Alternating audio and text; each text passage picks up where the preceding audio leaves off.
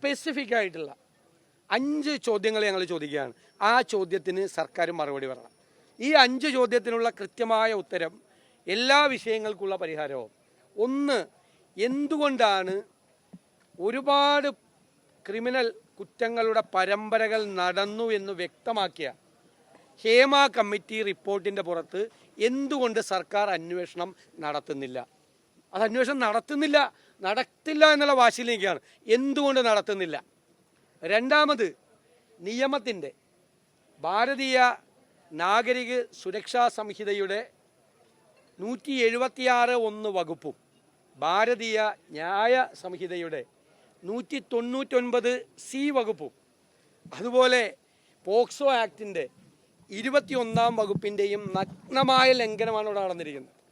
കാരണം ഒരു കുറ്റകൃത്യം നടന്നു എന്ന് പറഞ്ഞാൽ, പ്രത്യേകിച്ച് ലൈംഗിക അതിക്രമങ്ങൾ സ്ത്രീകൾക്കെതിരായി നടന്നു എന്ന് പറഞ്ഞാൽ അതനുസരിച്ചുള്ള നിയമപരമായ നടപടികൾ വ്യക്തമാക്കുന്നതാണ് ഈ നിയമങ്ങൾ.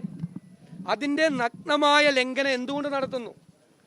അതിൻ്റെ നഗ്നമായ ലംഘനം നടത്തുന്നത്, ഞാൻ പറഞ്ഞ ഈ 3 വകുപ്പുകളുടെ നഗ്നമായ ലംഘനം നടത്തുന്നത് അത് തന്നെ ഒരു കുറ്റകൃത്യമാണ്. എന്നിട്ടും സർക്കാർ എന്തുകൊണ്ട് അതിന്മേൽ നടപടികൾ സ്വീകരിക്കുന്നില്ല?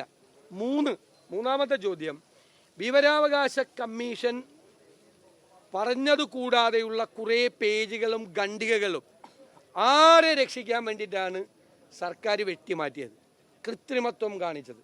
ഈ റിപ്പോർട്ട് പുറത്തുവിട്ടപ്പോൾ അതിൽ കാണിച്ച കൃത്രിമം, വിവരാവകാശ കമ്മീഷൻ പറഞ്ഞതിനേക്കാൾ അപ്പുറത്തേക്കുള്ള പേജുകളും ഖണ്ഡികകളും ആരെ രക്ഷിക്കാൻ വെട്ടിമാറ്റി എന്നത് സർക്കാർ വ്യക്തമാക്കിയേ മതിയാവും. ഇതുമായിട്ട് ബന്ധപ്പെട്ട് വളരെ പ്രധാനപ്പെട്ട ഒരു കുറ്റകൃത്യമാണ് ആ റിപ്പോർട്ടിലൂടെ മറച്ചു വയ്ക്കപ്പെട്ടിരിക്കുന്നത്.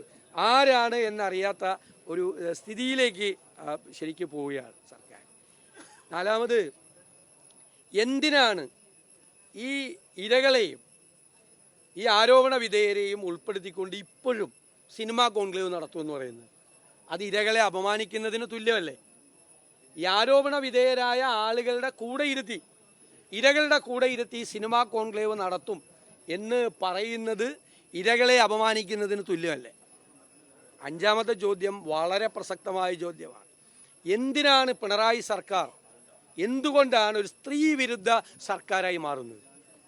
സ്ത്രീ വിരുദ്ധ സർക്കാരാണ്, സ്ത്രീ വിരുദ്ധ നിലപാടാണ് ഈ സർക്കാർ എടുത്തിരിക്കുന്നത്. എന്തുകൊണ്ട് അവർ ഈ നിലപാട് സ്വീകരിക്കുന്നു? ഈ 5 ചോദ്യങ്ങൾക്കും കൃത്യമായ ഉത്തരവും തീരുമാനവും ഉണ്ടായാൽ ഈ വിഷയങ്ങൾക്ക് ശാശ്വതമായ പരിഹാരം ഉണ്ടാവും. ലോങ് ടൈമിലേക്കുള്ള കാര്യങ്ങൾ ചർച്ച ചെയ്ത് തീരുമാനിക്കുക.